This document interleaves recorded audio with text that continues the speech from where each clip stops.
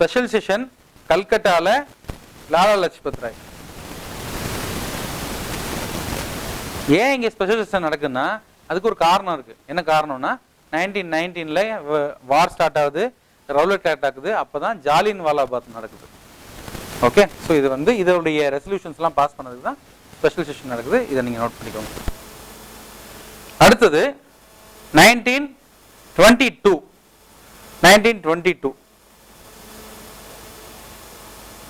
1922 கயால நடக்குது. GAOA கயா. அதுல CR Das president. CR Das.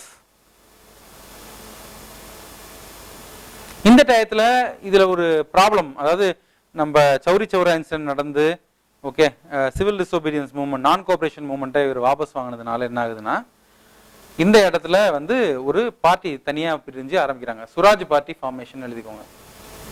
Formation of Swaraj party.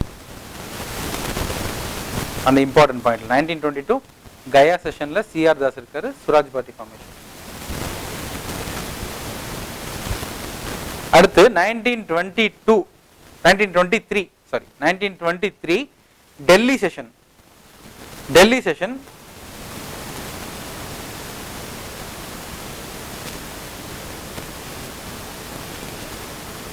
Abdul Kalam Azad.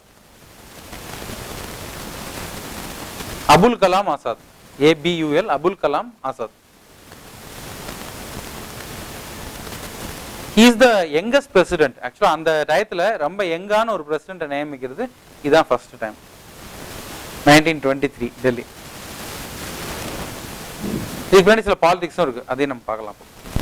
1924 பெஹல்கம். 1924 பெஹல்கம். Mohanlal Karamchand Gandhi.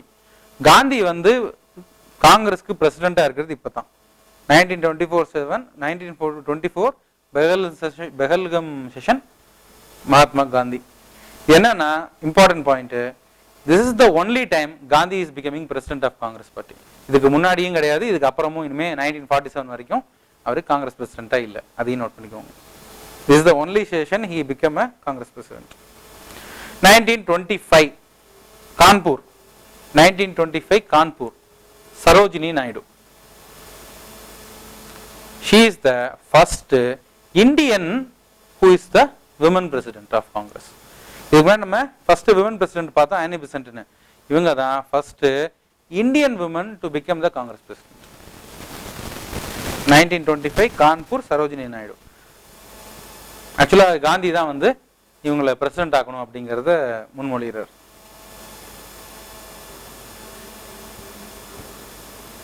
அடுத்தது 1927 மெட்ராஸ் செஷன். MA அன்சாரி.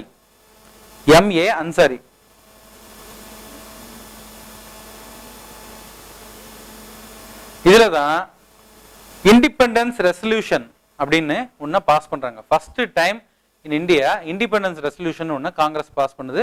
அந்த pressure of Jawaharlal Nehru. Resolution of independence.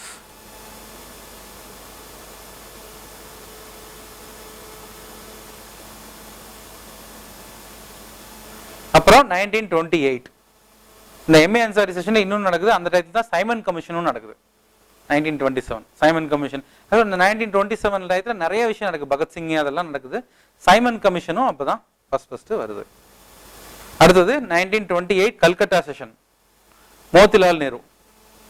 So முதல்ல யூத் காங்கிரஸ் அப்படின்னு ஒன்று கிரியேட் பண்றாரு. அது வரைக்குமே காங்கிரஸ் பார்ட்டியா இருந்தது. யூத் காங்கிரஸ் அப்படின்னு இளைஞர்களை ஈர்க்கிறதுக்காக ஒன்று கிரியேட் பண்றது இங்கே தான். 1928 கல்கட்டா மோதிலால் நேரு யூத் காங்கிரஸ். 1929 லாகூர் செஷன். 1929 லாகூர் செஷன்ல Jawaharlal Nehru is becoming the president. First time Jawaharlal Nehru president ஆகிறார். 1929 லாகூர் செஷன் ஜவஹர்லால் நேரு. இந்த செஷன்ல தான் பூர்ண சுராஜ், முழுமையான சுவராஜ்யம் வேண்டும் அப்படின்னு அவங்க டிக்ளேர் பண்றாங்க. பூர்ண சுராஜ் டிக்ளரேஷன் அப்படிங்கிறது ஜவஹர்லால் நேரு இந்த இதெல்லாம் பண்றாரு. ஸோ 1929 லாகூர் செஷன், ஜவஹர்லால் நேரு, பூர்ண சுராஜ் பார்த்தோம். அடுத்தது 1930 செஷனே நடக்கல. So Jawaharlal Nehru is continuing as the president 1930 because 1929 வில் சி வை ஏன் நடக்கலங்கிறத அப்புறமா உள்ள போய் பார்ப்போம். அடுத்தது 1931 Karachi Sardar Vallabhbhai Patel. 1931 Karachi Sardar Vallabhbhai Patel.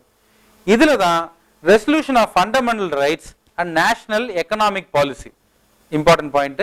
Resolution of fundamental right and national economic policy அப்படிங்கிறத கொண்டு வராங்க. 1931 கராச்சி வல்லபாய் பட்டேல். 1933 கல்கட்டா நீலிசன் குப்தா. 1933 கல்கட்டா நீலிசன் குப்தா.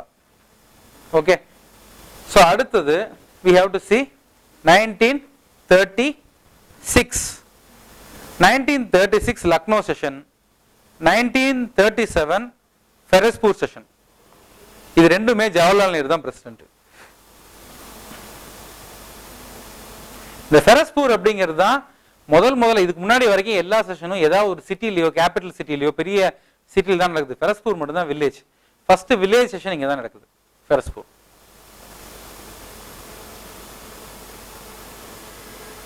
அடுத்தது 1938 1939 1938 session is happening in Haripura. 1939 session is happening in Tirupuri. 1938 session is happening in Haripura. 1939 session is happening in Tirupuri. ரெண்டுலயுமே சுபாஷ் சந்திர போஸ் தான் காங்கிரஸ் பிரசிடென்ட். சுபாஷ் Chandra Bose is the Congress president. இதுல 1939 திரிபுரி செக்ஷன்ல okay இந்த செஷன்ல சுபாஷ் Chandra Bose is resigning from the party. சுபாஷ் Chandra Bose resigning from the Congress party. அப்புறம் forward black ஒன்று கட்சி ஆரம்பிக்கிறார். ஸோ அடுத்தது 1940 1940 is Abul Kalam Azad. Session is Ramgarh. ராம்கட்னு ஒரு ஊர்ல நடக்குது. அபுல் கலாம் ஆசாத் தான் பிரசிடென்ட். 1946 1941 இருந்து 45 வரைக்கும் செஷனே நடக்கல. Okay, so 1946 is Meerut J B Kripalani. 1946 Meerut J B Kripalani. 1947 Delhi Rajendra Prasad. 1947 Delhi Rajendra Prasad. இதோட காங்கிரஸ் பிரசிடென்ட்ஸ் எல்லாம் முடியுது. ஸோ இதுக்கு அடுத்து சில செஷன்ஸை நம்ம பார்க்கணும். என்னன்னா ஸ்பெஷல் செஷன்ஸ் அப்படின்னு டாபிக் போட்டுக்கோங்க. Special sessions. இந்த ஸ்பெஷல் செஷன்ஸ் அப்படிங்கிற டாபிக்ல நான் சொல்ற இயரும் எங்க நடந்தது, யார் அதுக்கு பிரசிடென்ட்னு பார்ப்போம். 1918 பாம்பே செஷன். சையத் ஹாசன் இமாம். 1918 பாம்பே செஷன், சையத் ஹாசன் இமாம். 1920 கல்கட்டா செஷன். ஸ்பெஷல் செஷன் இதெல்லாமே. Calcutta session Lala Lajpat Rai. 1920 Calcutta session Lala Lajpat Rai. 1923 Delhi session Abul Kalam Azad. 1923 Delhi session Abul Kalam Azad. இதெல்லாம் வந்து we have to see they are இது ஸ்பெஷல் செஷன்ஸ். ஸோ நம்ம என்ன பார்க்க போறோம்னா the காங்கிரஸ் பிரசிடென்ட்ஸ். இப்போ நம்ம இதை பார்த்தோம், லாஸ்ட் ஸ்பெஷல் செஷன்லாம் பார்த்தோம். இப்போ நம்ம பார்க்க போறது எந்தெந்த காங்கிரஸ் லீடர்ஸ் மோர் தென் ஒன்ஸ் வந்து பிரசிடென்ட் ஆயிருந்தாங்க அப்படின்னு பார்க்க போறோம். ஃபர்ஸ்ட் நம்ம பார்க்க போறவர் வந்து WC Banerjee. WC Banerjee is 1885 1892. 1885 to 1892 WC Banerjee. அடுத்தது we are going to see Dadabhai நெஹ்ருஜி. Dadabhai நெஹ்ருஜி 1886 1886 1893 1893 1906 1906 மூணு தடவை இருந்திருக்காரு. அடுத்தது நம்ம பார்க்க போறது எஸ் பானர்ஜி. இவர் வேற பேனர். Okay, 1895 1902 1895 1902 S Banerjee. அடுத்து ராஜ் பிஹாரி கோஷ் 1907 1908. கண்டினியூஸா 2 வருஷம். நம்ம சூரத் ஸ்பிளிட்னு பார்த்தோம்ல, அப்ப இருக்காரு ராஜ் பிஹாரி கோஷ் 1907 1908. அடுத்து மதன் மோகன் மால்வியா 1909 1918 1909 1918. அப்புறம் William Wedderburn WEDDERBURN. William Wedderburn. அவர் யாரு அப்படின்னா ஒரு வெள்ளக்காரரு. அவரு 2 டேர்ம் இருந்திருக்காரு. 1889 1910 1889 1910. அடுத்தது ரொம்ப லாங்கஸ்டா பிரசிடென்டா இருந்தவர் மௌலானா அப்துல் கலாம் ஆசாத். மௌலானா அப்துல் கலாம் ஆசாத் இவர் எந்த வருஷம் இருக்காருன்னா 1923 இருக்காரு. அதுக்கப்புறம் 1941 இருந்து 45 வரைக்கும் இருக்காரு. ஏன்னா அந்த பீரியட்ல எந்த செஷன் நடக்கல. 1941 இருந்து 45 வரைக்கும். இது என்ன பீரியட்னு பார்த்தா வேர்ல்டு வார் 2. இங்க எல்லாரும் நிறைய பேர் இப்போ ஜெயில இருக்காங்க செடேஷன் ஆக்ட்ல. இந்த பீரியட்ல இவர் தான் காங்கிரஸ் பிரசிடென்ட். அடுத்தது டாக்டர் ராஜேந்திர பிரசாத் 1934, 1935, 1947 3 வருஷம். 1934, 1935, 1947 சுதந்திர இந்தியாவுக்கு முந்தின வருஷம் வரைக்கும் ராஜேந்திர பிரசாத் இருக்காரு. ஸோ இவங்க எல்லாம் காங்கிரஸ் பிரசிடென்டா இருக்காங்க. ஸோ இவங்க எல்லாம் ஒரு தடவைக்கு மேல காங்கிரஸ் பிரசிடென்டா இருந்தவங்க. அதுக்கப்புறம் இன்னொன்னு இருக்கு ஜவஹர்லால் நேரு. ஜவஹர்லால் நேரு 1929, 1936, 1937 1929, 1936, 1937 அப்புறம் சுபாஷ் சந்திர போஸ் 1938, 1939 சுபாஷ் சந்திர போஸ் 1938, 1939. ஸோ இதோட காங்கிரஸ் பிரசிடென்ட்ஸோட இம்பார்ட்டன்ட் பாயிண்ட் முடியுது. அதாவது காங்கிரஸ் பிரசிடென்ட்ஸ் யார் யாரெல்லாம் இருந்தாங்க, யார் யார் இம்பார்ட்டன்ட் நம்ம இப்போ பார்த்துட்டோம். ஓகே, ஸோ இந்த இதெல்லாமே நோட் பண்ணிக்கோங்க. இது டிக்டேஷன் நோட்ஸ் மட்டும்தான், இது நோட்ஸ் இருக்காது. So you have to see it carefully. கண்டிப்பாக டிஎன்பிசி யூபிஎஸ்சி படிச்சுக்கோங்க. யூபிஎஸ்சியில் கொஸ்டின் வருமானு தெரியாது, பட் டிஎன்பிசியில் இது சம்மந்தமாக கொஸ்டின் வரலாம் கண்டிப்பாக. ஸோ இதை வந்து நீங்கள் கொஞ்சம் அடிச்சுக்கோங்க, மனப்பாடம் பண்ணிக்கோங்க.